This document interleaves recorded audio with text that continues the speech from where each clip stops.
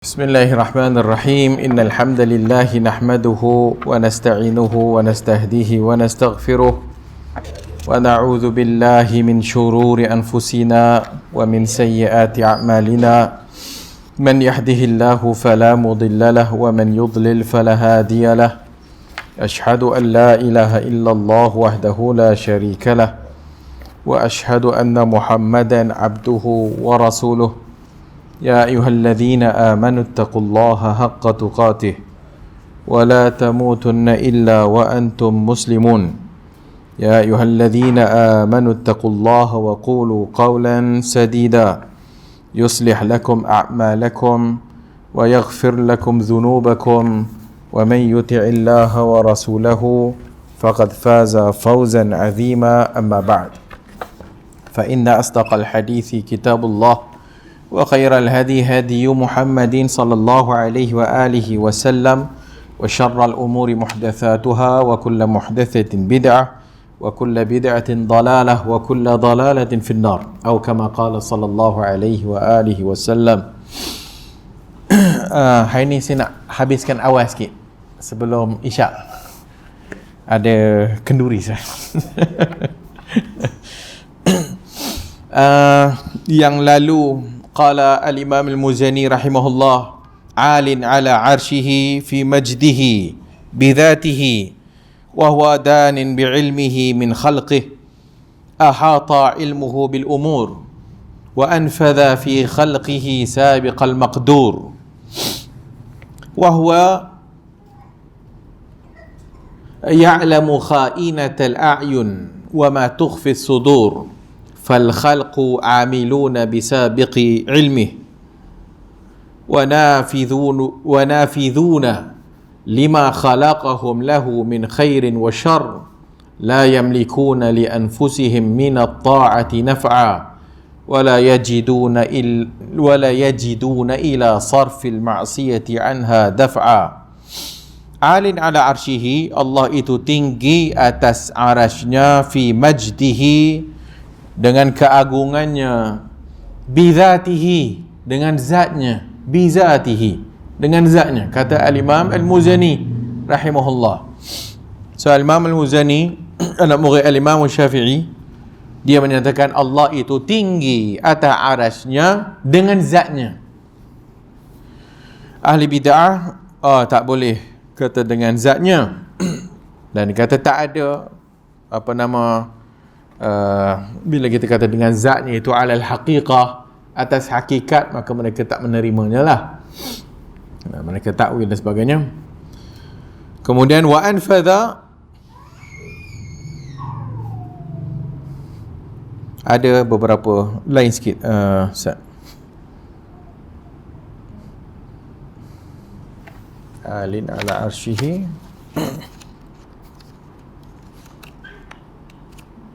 وهو دان بعلمه من خلقه, dia tinggi atas arasnya, وهو دان بعلمه, tapi dia itu dekat dengan danin بعلمه, dekat dengan makhluk, بعلمه, dengan ilmunya, min khalqihi.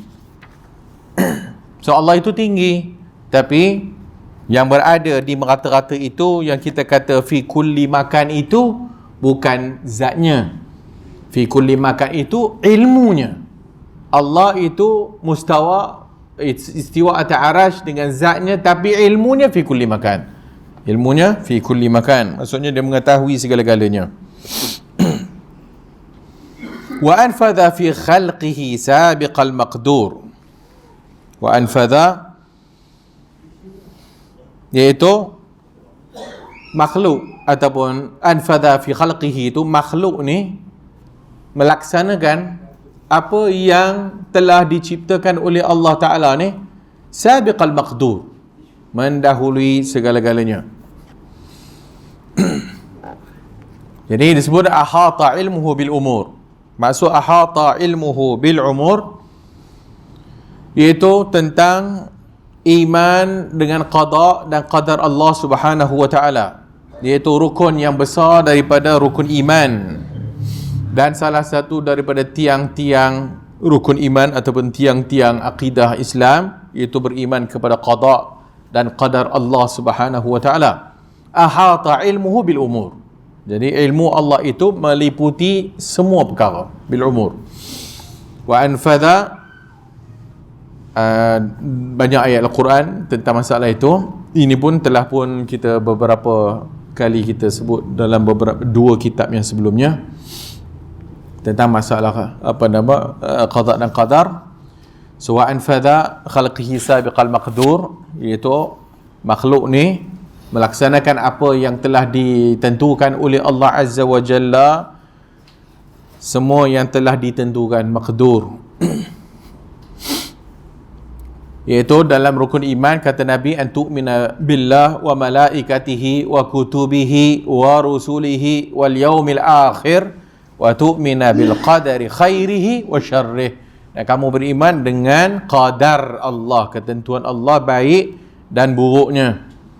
Allah kata, inna kulla syai'in khalaqnahu biqadarin. Sesungguhnya setiap perkara kami jadikan dengan qadarnya. Wa kana amrullahi qadaran maqdura. Dan banyak lagi ayat-ayat yang lain. Jadi iman kepada qadar Allah ini adalah rukun yang mustaqillan min arkanil iman, iaitu satu rukun yang terpisah, dia mustaqil.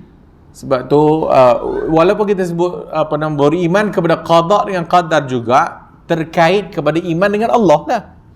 Bila kita kata iman kepada Allah, sebenarnya iman qada dengan qadar itu mesti sekali lah. Tapi Allah Subhanahu Wa Taala melalui lisan nabinya, dia jadikan satu rukun yang asing, rukun yang mustaqil, nak bagi tahu kepentingannya. So pertama sekali beriman kepada Allah. Yang keenam, diulang balik beriman kepada ketentuan baik dan buruknya, iaitu qada dengan qadar Allah Azza wa Jalla. Wa huwa al-imanu billah lianna jami' taqadir, iaitu beriman kepada Allah kerana semua takdir-takdir itu adalah di bawah ketentuan Allah, masyiah dan kehendak Allah Azza wa Jalla, dan kekuatan Allah, qudrah Allah Azza wa Jalla. Kata Umar Al-Khattab, al-qadaru qudratullah. Qadar itu, ketentuan Allah itu adalah kuasa Allah, qudratullah. Faman kadzdzaba bil qadar, siapa yang ingkar dengan ketentuan ini, faqad jahada qudratullah, maka dia menentang kekuasaan Allah. Siapa yang tak beriman kepada ketentuan Allah, maka dia menentang kuasa Allah. Falladhi la yu'minu bil qadari laysa mu'minan billahi asla. Maka siapa tak beriman dengan ketentuan ini, maka dia bukan orang Islam secara asalnya. Jadi beriman kepada qada dengan qadar ini 4 tingkatan yang telah pun kita sebutkan, tapi tidak ada masalah, kita ulang lagi supaya senantiasa kita ingat. Beriman kepada qada dengan qadar Allah mesti ada 4 perkara yang wajib kita faham. Beriman kepada qada dengan qadar Allah ada 4 perkara yang wajib kita faham. Iaitu pertama, ilmu Allah yang azali. Pertama sekali, ilmu Allah yang azali. Maka Tuhan kita ini, Allah Jalla Jalaluh, alima fil azal. Allah maha mengetahui sejak azalinya. Makan. Wa ma sayakun. Apa yang dah jadi, apa yang akan jadi. Wa ma lam yakun, apa yang belum jadi. Lau kana kaifa yakun. Dan bagaimana dia terjadi. Wa ilmuhu muhitun bi kulli syai', dan ilmunya itu meliputi segala sesuatu. Daqiqil asya' wa jaliliha, sama ada benda itu sangat-sangat daqiq, sangat kecil, sangat tak nampak, daqiq dalam, ataupun benda itu jelas. Wa khafiha wa zahiriha, sama ada benda tersembunyi ataupun zahirnya, sama ada sir yang tersembunyi juga, wa alan yang terbuka. Kama qala ta'ala, sebagaimana Allah berfirman, wasi'a rabbi kulla syai'in ilma. Wasi'a rabbi, maha luas Tuhanku, kulla syai'in ilma, semua benda dia tahu. Jadi orang yang beriman kepada qada dan qadar mesti tahu ianya ilmu Allah. Maka Allah Ta'ala telah mengetahui segala-galanya, maha mengetahui. Sebelum Allah Ta'ala ciptakan lagi, telah tahu dah apa benda semualah. Maha mengetahui.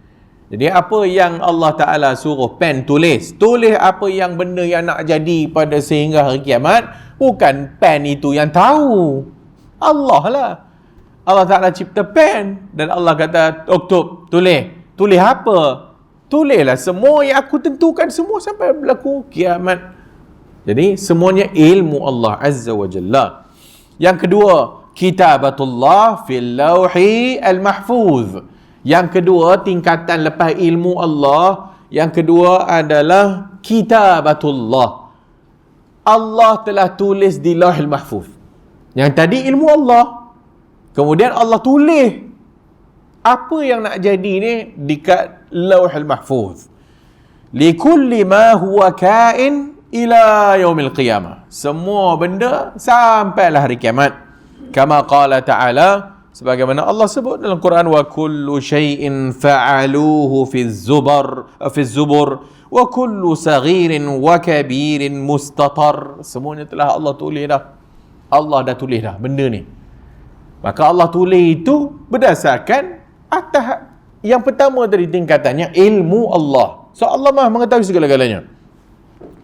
Kemudian tulis wa sahha anin nabi sallallahu alaihi wasallam, maka telah sahih daripada nabi hadis yang kita bacakan tadi, inna awwala ma khalaqallahu al-qalam, sesungguhnya benda pertama yang Allah Taala ciptakan itu adalah qalam, pen. Faqala lahu uktub, tulis.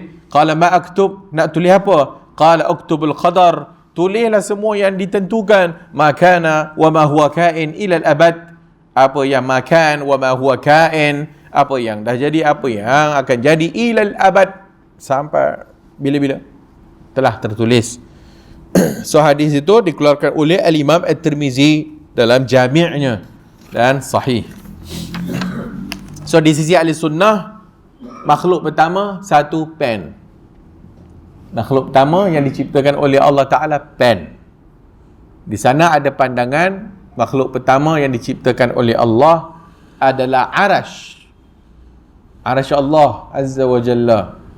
Dan ada sana pandangan dalam ahli sunnah juga, yang pertama dicipta adalah lautan. Kerana wa kana arshuhu 'alal ma', adalah arsy Allah tu atas air, atas laut, lautan. So maksudnya air dululah. Okey, tak apalah, itu semua dengan dalil-dalil itulah. Tapi yang kata makhluk pertama yang Allah Ta'ala cipta itu Nur Muhammad, tak ada dalil. Itu tak ada dalil. Itu bukan daripada ahli sunnah wal jamaah. Okey, wa sahha anhu aidan, maka sahih juga daripada Nabi, hadis yang selalu kita dengar juga, kataballahu maqadiral khalaiq, Allah telah menulis maqadir, ketentuan-ketentuan makhluk-makhluk ini semua, qabla an yakhluqas samawat, sebelum Allah menciptakan langit-langit, wal ard, dan bumi, bi 50 alf sanah, dengan 50 sebelum 50,000 tahun. 50,000 tahun sebelum penciptaan langit dan bumi. Iaitu telah ditulis maqadir ni 50,000 tahun sebelum penciptaan langit dan bumi. Maka yang ni ilmu Allah tadi tu, dan ditulis di lauhil mahfuz. Fa qawluhu maqadir al-khalaiq, bahkan disebut dalam hadis tadi tu, iaitu maqadir, takdir khalaiq, iaitu semua amal, amalan, wal arzaq, rezeki, ajal, ketentuan ajal tempoh. Fa kulluha maktubah, semua ditulis di lauhil mahfuz. So hadis itu adalah hadis Muslim, iaitu Allah menulis maqadir al-khalaiq, iaitu sebelum penciptaan langit-langit dengan bumi 50,000 tahun sebelum, adalah hadis Muslim. Yang ketiga, masyiatuhu subhanahu wa ta'ala an-nafidhah. Yang ketiga mesti faham dalam bab qada dengan qadar adalah kehendak Allah. Masyiatuhu, kehendaknya, an-nafidhah, yang terlaksana. Fakullul umur bimasyiatillah, setiap perkara itu jadi dengan kehendak Allah, ketentuan Allah. Kama qala ta'ala, liman syaa minkum an yastaqim wa ma tasyauna illa an yasha Allahu rabbul alamin. Wa ma tasyauna, dan tidak ada yang tasyaun, yang dikehendaki, illa, kecuali ayyasha Allah, kecuali Allah nak. Dia itu Rabbul Alamin. Fa inna jami'al khalqi khalquhu wa jami'il mulki mulkuhu fala yaqa'u fi mulkihi illa ma sya'ahu. Maka semua makhluk Allah cipta, semuanya itu di bawah kekuasaan Allah, maka sukati dialah nak buat apa pun, sebab dia yang berkehendak dan dia yang menentukan apa yang dia mahu. Yang keempat, khalquhu. Yang keempat mesti faham, Allah menciptakan semua benda. Allah menciptakan semua benda, iaitu makhluk-makhluknya itu. Khalquhu jalla jalaluhu li kulli syai'. Allah cipta semua benda. Allah kata, Allahu khaliqu kulli syai'. Allah itu mencipta segala sesuatu. Wallahu khalaqakum wa ma ta'malun. Allah yang mencipta kamu dan apa yang kamu buat. Yang perbuatan kamu pun Allah Ta'ala cipta. Fayajibul imanu bi annal asya' kullaha makhluqatun lillah. Maka wajib beriman semua benda adalah makhluk bagi Allah. Fayadkhulu fi dhalika, masuk semua, tak kira lah apa saja, semua selain Allah tu makhluk yang Allah Ta'ala cipta.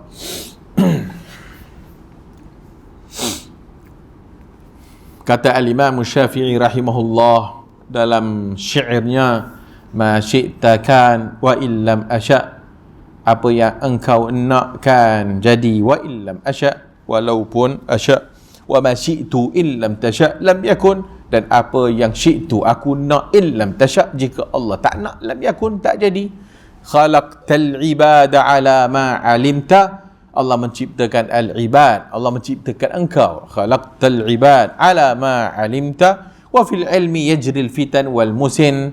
Maka yajri al-fata wal musin, setiap dalam ilmu Allah itu yajri al-fata wal musin, bagi orang yang muda, orang yang tua. Ala zamananta wa hadha khadalta, ini Allah bagi nikmat, ini Allah celakakan dia. Wa hadha a'inta wa dha lam tu'in, ini Allah tolong, ini Allah tak tolong. Faminhum syaqiyyun wa minhum sa'idun, ini bahagia, ini celaka. Wa minhum qabihun wa minhum hasan, hak ni buruk, hak ni cantik. Kata Al-Imam Syafi'i rahimahullah. Jadi itu 4 tingkatan tadi tu. So, pertama adalah ilmu Allah. Yang kedua, kitabatullah, Allah dah tulis. Yang ketiga, Allah nak, kehendak Allah. Dan yang keempat adalah semuanya ciptaan Allah Azza wa Jalla. Hampir perbuatan kita pun Allah Ta'ala cipta. Jadi kalau faham benda ni, 4 tingkatan ini, maka itulah dia qada dengan qadar Allah. Seorang beriman kepada qada dan qadar, apa yang jadi? Allah cipta. Kita dapat nikmat, Allah cipta. Kita diuji dengan benda yang kita tak suka, Allah cipta. Kemudian benda tu jadi kat kita, kehendak Allah. Benda ni yang kita nak tak dapat, Allah punya kehendak. Tapi semuanya Allah Ta'ala cipta. Baik, buruk, Allah Ta'ala cipta. Apa yang kita buat pun Allah Ta'ala cipta. So ini pemahaman kepada qada dan qadar Allah, dan semuanya tertulis di Lauhil Mahfuz.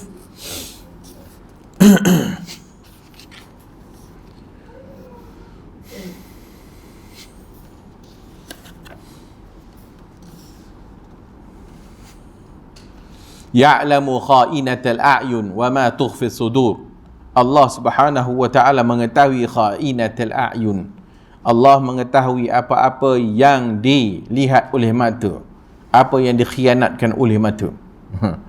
Wa ma tukhfi sudur, apa yang disembunyikan dalam dada-dada, semuanya Allah mengetahuinya. Kha'inatul a'yun harakatuha as-sari'ah allati tukhfi ala man hadara indal insan. Maksudnya harakah, pergerakan yang cepat, itu kha'inatul a'yun. Apa maksudnya? Benda yang jelas ke tak jelas ke, benda nampak tak nampak, semua Allah tahu. Fal khalqu amilun bisabiqi ilmih, dan makhluk itu amilun, buat bisabiqi ilmihi, apa yang makhluk buat itu adalah di bawah pengetahuan Allah yang awal lagi. Allah mengetahui dah. Fakullul a'mal sawa'un kana minas salihat, sama ada amalan salih ataupun amalan baik ataupun daripada kemaksiatan dan kekufuran, itu semua dalam ilmu Allah Azza wa Jalla. Nadhirul qadariyata bil ilmi fa in jahaduhu kafaru wa in amanu bihi khasamu. Wal muradu bil qadariyati, dalam bab ini ada puak yang namanya qadariyah ni tadi.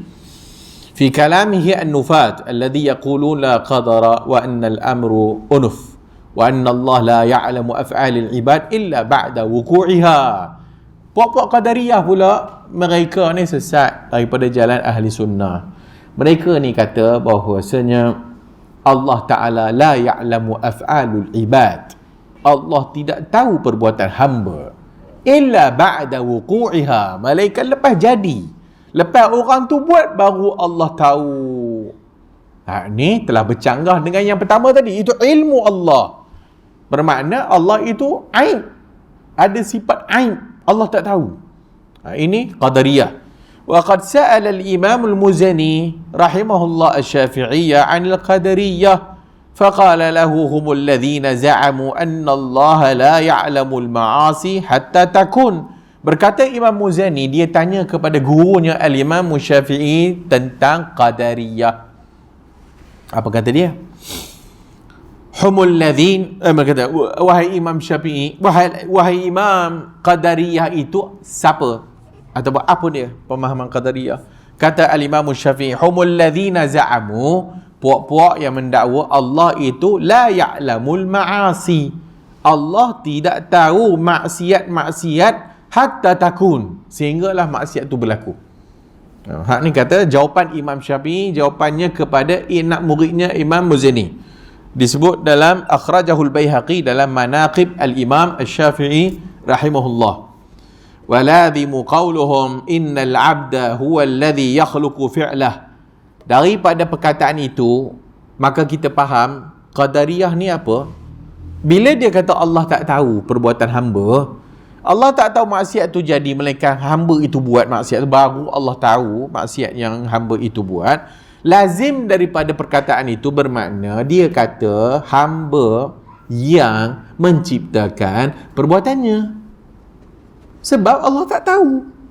Hamba itu yang menciptakan perbuatan dia sendiri. Sehingga apabila hamba itu dah buat, baru Allah tahu. Fa'azbatu khaliqan ma'allah. Maka natijahnya mereka mengisbatkan adanya pencipta bersama dengan Allah. Itu makhluk lah. Bermakna mereka ini majus. Bahkan teruk. Majus hazihil ummah, iaitu majusi umat ini, qadariyah. Majusi pun dua Tuhan saja, Tuhan baik, Tuhan buruk, Tuhan baik, Tuhan jahat. Tapi qadariyah, setiap manusia itu Tuhan, sebab setiap manusia menciptakan amalan dia sendiri, Allah tak tahu. Maka ini kufur. Nafidhuna lima khalaqahum lahu min khairin wa syarr, maka fal ibadu madun wasairun lima khalaqahum. Maka hamba-hamba ini dia buat ataupun berjalan dalam kehidupannya itu semuanya sekali apa yang telah Allah cipta untuk dia. Allah cipta untuk dia dan dia buat. Nafizun, makhluk itulah yang melaksanakan. Nafizun lima khalaqahum lah, apa yang telah diciptakan bagi mereka itu, min khairin wa syarr, daripada kebaikan dan keburukan. Faman khalaqahu Allah lis-sa'adati fawasair wa madin ilaiha. Siapa yang telah Allah Ta'ala ciptakan lis-sa'adah, bahagia kepadanya, maka dia melalui jalan itu. Sebab Allah dah cipta untuk dia. Wa man khalaqahu lisyaqa, apa yang telah Allah ciptakan baginya kecelakaan, fawasair wa madin ilaih, maka dia akan jalan-jalan tu. Sebab Allah telah menciptakannya. Wa qad qala an-nabi sallallahu alaihi wasallam yawman li ashabihi wa hum fi janazah, man minkum min ahadin illa waqad kutiba maq'adahu minan nar. Satu hari sahabat ada dekat satu jenazah, maka Nabi kata tidak ada minkum di kalangan kamu min ahad, seorang pun, illa waqad kutiba maq'aduhu, Sama ada, tak ada seorang pun malaikat telah dituliskan tempat duduknya minan nar atau tempat duduknya dalam syurga. Allah dah tentukan. Wa maq'aduhu minal jannah. Faqala as-sahabah, maka sahabat pun bertanya, ya Rasulullah, afala nattakilu ala kitabina wa nada'ul amal? Wahai Rasulullah, jika begitu, afala nattakil? Adakah kita tak payah beramal lagi? Sebab telah ditentukan. Kita ni ahli syurga, ahli neraka dah ditentukan. Maka sahabat tanya kat Nabi, habis tu buat apa beramal? Afala nattakil? Adakah kita ni nak duduk saja? Sebab semuanya telah ditentukan oleh Allah Ta'ala. Afala nattakilu ala kitabina, atas apa yang telah ditulis oleh Allah. Wa nada'ul amal, dan kita tak payah lagi amal. Fa'ajabahumur rasul, maka Nabi jawab kepada mereka dengan suatu jawapan syafin wafin yang cukup lengkap. Faqala i'malu, Nabi kata beramallah kamu semua. I'malu fakullun muyassarun lima khuliqalah, maka setiap orang itu dimudahkan baginya apa yang telah ditentukan kepadanya. Amma man kana min ahli sa'adah, siapa ahli bahagia, maka dimudahkan li amali ahli sa'adah, maka dimudahkan dengan perbuatan ahli sa'adah. Wa amma man kana min ahli syaqa, siapa ahli celaka, maka dia dipermudahkan untuk buat amalan ahli celaka, asyaqawah. Kemudian Nabi jawab, Nabi baca ayat Allah, fa amma man a'ta wattaqa, adapun orang yang diberikan a'ta wattaqa, dan diberi a'ta wattaqa, dan dia bertakwa, wa saddaqa bil husna, membenarkan kebenaran, maka dimudahkan baginya lil yusra, untuk yang mudah tu. Wa amma man bakhila wastaghna, siapa yang bakhil, wastaghna, rasa cukup, wa kadzdzaba bil husna, mendustakan kebenaran, maka puak-puak ni fanu yassiruhu lil usra, kami akan mudahkan baginya jalan kesusahan. Allah kata dalam ayat ni, siapa yang fa amma man a'ta, siapa yang Allah bagi kat dia dan dia takwa, maka dia ni membenarkan pula kebenaran, maka Allah mudahkan bagi dia. Bagi orang yang pula bakhil wastaghna, kedekut, wastaghna, rasa cukup, tak payah dah, merepek ni, wa kadzdzaba bil husna, tak mau pula menerima yang husna, kebenaran, mendustakan kebenaran, puak-puak ni yang akan dimudahkan kepada jalan kesusahan. Wa tadamman jawabun nabi, maka meliputi jawapan Nabi ini, an su'alihim aslaini azimain yaqumu alaihim al-iman bil qadar. Maka pertama jawapan Nabi itu meliputi dua benda. Pertama, i'malu. Jawapan Nabi pertama, i'malu, beramallah kamu. Maka hamba-hamba ini disuruh beramal. Hamba Allah disuruh kepada kita ni, tugas kita beramal. Wa mujahadatun nafs, dan mujahadah nafs maksudnya bersungguh-sungguhlah, mujahadatun nafs lah, untuk mendekatkan diri kepada Allah Azza wa Jalla. Liyuhassilu sa'adah wal falah, untuk mencapai kebahagiaan dan kejayaan di dunia dan di akhirat. Wa hadzal khitab minan nabi sallallahu alaihi wa alihi wasallam li ummatihi, kepada umatnya untuk beramal. Wa yadullu ala subutil masyiah wal iradati lahum, maka subut dalam jawapan ini juga ketentuan Allah, wal iradah, kehendak Allah. Wa ammal jamad aw ghairihi mimman la masyiata lah, fa inna lahu la yata'allaqu bihi al-khitab. Adapun jamad yang bukan manusia ni, maka tak masuk dalam khitab ini. Wa qad sabatat al-masyiah, maka telah sabit masyiah, kehendak Allah ni, liman syaa minkum an yastaqim. Yang kedua, yang tadi Nabi suruh amal. Yang kedua, fakullun muyassarun lima khuliqalah, setiap orang dimudahkan untuknya apa yang diciptakan baginya. ففي هذا الأصل بيان أن جميع الأمور التي تقع مردها لمشيئة الله. Jawapan yang kedua ini maksudnya setiap orang dimudahkan bagi apa yang diciptakan untuknya. Ini masuk dalam masyiatillah, kehendak Allah. Masyiatillah, Allah nak, Allah tak nak. Wa dzalika al-insan wa min zalika masyiatul insan, dan antaranya itu juga kehendak manusia. Fa innaha tabi'atun, ia mengikut apa yang Allah nak. Wa ma tasha'una illa yasha Allah Rabbul Alamin. Maka Allah ni, walaupun dia kata tadi dah ditentukan, disuruh beramal. Maka bila disuruh amal, maka setiap orang dimudahkan pula baginya apa yang telah ditentukan. Maksudnya setiap kita disuruh beramal dan tawakallah kepada Allah. Kerana dia masuk dalam masyiatillah, kehendak Allah. Ya, dia ditentukan baik dan buruk. Tapi Allah Ta'ala tadi, dalam masa yang sama, Allah bagi manusia ni jalan dua, baik buruk. Dan Allah bagi manusia ni pilihan. Kita boleh pilih apa yang kita nak. Jika Allah izin, dapat. Jika Allah tak izin, tak dapat. Semua telah ditentukan. Jika orang itu berdoa kepada Allah dan dia buat maksiat, dia fikir sampai bila dia pun doa ke Allah, dia istighfar banyak dan sebagainya, maka daripada ahli neraka dengan kehendak Allah, boleh tak dia tukar kepada ahli syurga? Itu kehendak Allah Ta'ala. Bila ditanya kepada Nabi, adakah ketentuan yang Allah dah tentukan itu boleh diubah dengan doa? Nabi kata, ad-du'a min aqdarillah. Maka doa itu juga adalah ketentuan Allah. Maka setiap orang yang berdoa telah pun ada dalam ilmu Allah, hamba ini memilih untuk doa. Maka dengan hamba ini memilih untuk jalan dan dia doa supaya Allah ampunkan dosa dia, maka ketentuan itu tidak akan diubah juga dengan ketentuan Allah Ta'ala. Allah Ta'ala juga yang mengubahnya. Sebab masyiah, kehendak Allah. Allah yang berkehendak. Jika Allah nakkan kau tak boleh nak, kali nakalah. Dan Allah Maha mengetahui, dah diberi dah pilihan, tapi kau nak pilih juga jalan tak mau ikut, jalan kehancuran. Kau yang pilih, bukan kau dipaksa. Macam Jabariyah. Maka Jabariyah kita dipaksa. Kita dah ditentukan ahli syurga, syurgalah. Kalau kita ni dah ditentukan ahli neraka, maka ahli neraka lah kita. Maka duk meleha je lah, kata orang. Tapi tak, Nabi suruh beramal. Beramal lah. Apa tujuan Nabi suruh beramal?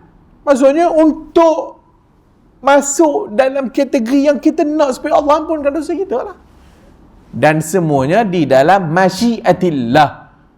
Satu orang hamba itu ditentukan ahli neraka, dan Allah Ta'ala Maha mengetahui. Ilmu Allah telah mengatasinya. Allah mengetahui dia ni memang orang yang degil, tak mau ikut petunjuk.